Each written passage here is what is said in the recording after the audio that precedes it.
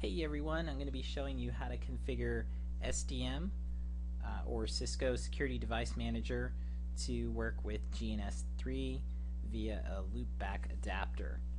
So to start with, you'll want to make sure that your pop-up blocker is set to off, as well as the UAC settings are turned off, or your user access control settings. They'll make things a lot easier. The two main things you're going to need are the Cisco SDM program, and I'm using version 2.5 for this tutorial. And you'll also need GNS3. You can find both of those via the Google browser. So let's go ahead and start with the loopback adapter. We're going to go ahead and install it. To get to that, we're going to go down to our Start menu, and I'm going to be opening up a run line. Okay, and I'm going to be starting up the hardware wizard. Command's already inputted for me here. It's HDWWIZ. Go ahead and open this, and go ahead and click Next on the main screen. And we want to search for the device manually. So select the Advanced, hit Next, and I want to find the network adapters. Okay, so click Next. And we're going to be using the Microsoft Loopback Adapter. So select Microsoft, click on Microsoft Loopback Adapter, Next, and Next. And it's now finished, so Finish. And now we have to actually configure that adapter before we can use it. So we're going to need to find the adapter in our network settings. You go to the Control Panel, Network and Internet. And also, it's important to mention that in order to see the device in GNS3, you may need to restart your PC before you can continue forth with this. I found that out since I'm running the Windows version 7. That did not appear in my GNS3 settings until I restarted. So, looks like it's trying to identify right now. And I'm going to go ahead and go to the Change Adapter Settings. You're going to see I just added Local Area Connection 5. However, I haven't restarted my PC for this tutorial, so I'm going to just go ahead and disable it at this time. And the adapter that I actually already have set up is Local Area Connection 2, and you can double click on the one that you just set up after you restarted your PC if you need to do so. And I'm going to be going to the Properties screen here, and you want to select TCP IP version 4. Go ahead and double click on it, and when you get to this screen, it's going to be trying to obtain everything automatically, but we want to go ahead and assign an address statically to it. So I'm going to go ahead and bubble the box, or bubble here for use the following IP address, and I'm going to be assigning a standard gateway, and you can choose any IP address within this network address range. 22255 mask will do for this. Don't need to configure DNS, so no need to do so on that. We're going to go ahead and click OK, OK again, close out of here. Disabled, and I'm going to minimize this for right now. Now we're going to be starting the GNS3 program, and you'll see here that it's prompting me to enter a new project name, but I'm not going to be saving this, so I'm just going to hit cancel. The first time that you start this program, it will have you import your iOS images over into the program. I've already done so I don't need to do that at this point. But in order to get to those iOS images, you can go to the Edit menu and go to your iOS images and hypervisors. You can import more images if you need, or if you want to do so. I've already got the 3725 image imported. To change that, you can click the tab here and select the iOS from where it's at on your PC. Of course, the platform is 3700.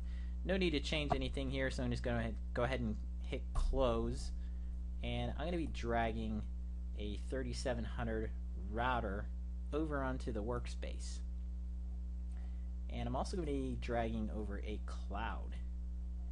The cloud is where we're going to be configuring that loopback adapter to work with the router to simulate what we're going to be doing with SDM.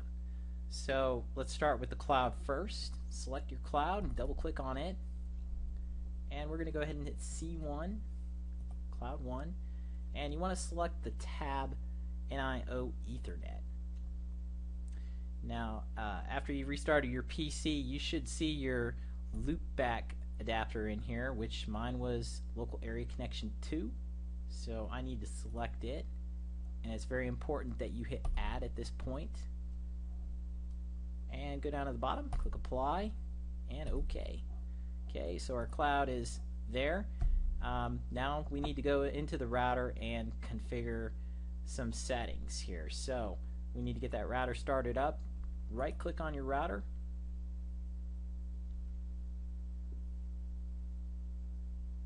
and we're going to go ahead and select start.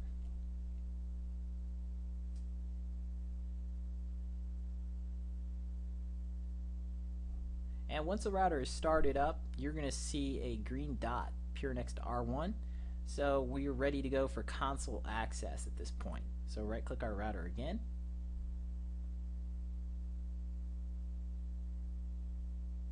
And we're going to go ahead and go to the console.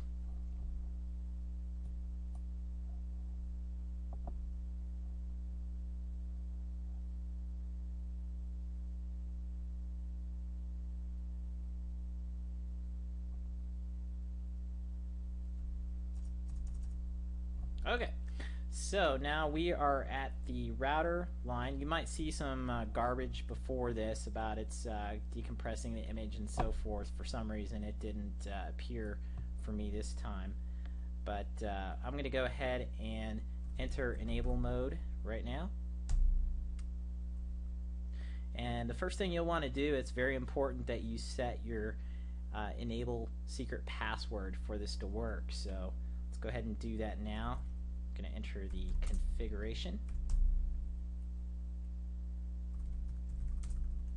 and I'm going to set my password to Cisco. And we also want to make the router accessible via HTTP. So let's go ahead and set it for HTTP server. You can also configure it for HTTPS, secure HTTP. I'm just going to do mine for HTTP at this time.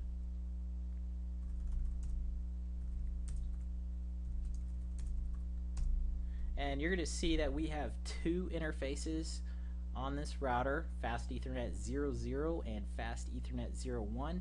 I'm going to be configuring Fast Ethernet 00 to work with this setup here. So let's go back into the config,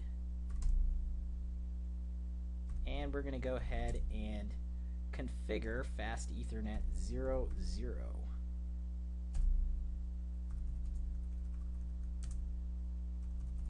And you're going to want to set your IP address to the gateway that you set up in the loopback adapter. If you don't set it to that address, it will not work. And we're going to be also setting the mask. And it's very important you also do a no shutdown for the port to activate it. At this point you should see a message come up here saying that the interface is up, but it's not actually directly connected to anything yet, so we're going to be doing that next. Let's just go ahead and exit out of here and minimize this for right now. Now we'll want to actually connect the cloud to the router. And since we configured, of course, Ethernet, I'm going to be selecting Fast Ethernet. Drag this over to the cloud, and you should see a box pop up here for your, once you click on it, you should see that box pop up for your loopback adapter, so select it. Now you notice it's changed to green. You can go ahead and click the red X to get off the connections. And at this point you should be able to ping your router interface.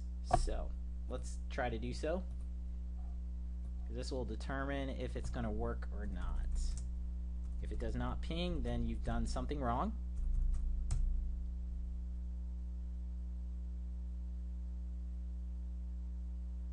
Okay, so it looks like the interface did come up. It does take a couple seconds for it to acquire the settings. So we did get some ping responses here. Continue to get good pings out of it. Let's go ahead and minimize this. And now we should be able to look at the SDM. So let's minimize the program for right now. Don't close the program, otherwise it obviously won't work. Go ahead and select the SDM. And the SDM will prompt you for a device IP address or host name. So we're going to enter the IP address of the router interface. Click launch. And this is the part where you want to make sure your pop-up blockers are turned off. The password is Cisco, which was my enable secret password. There was no username on this, so we're just going to click OK. And you should see another box pop up. And I'm just going to uncheck save password in the list. Make sure this is also set to Cisco. That's the same thing. Your enable secret password, no username. Click OK.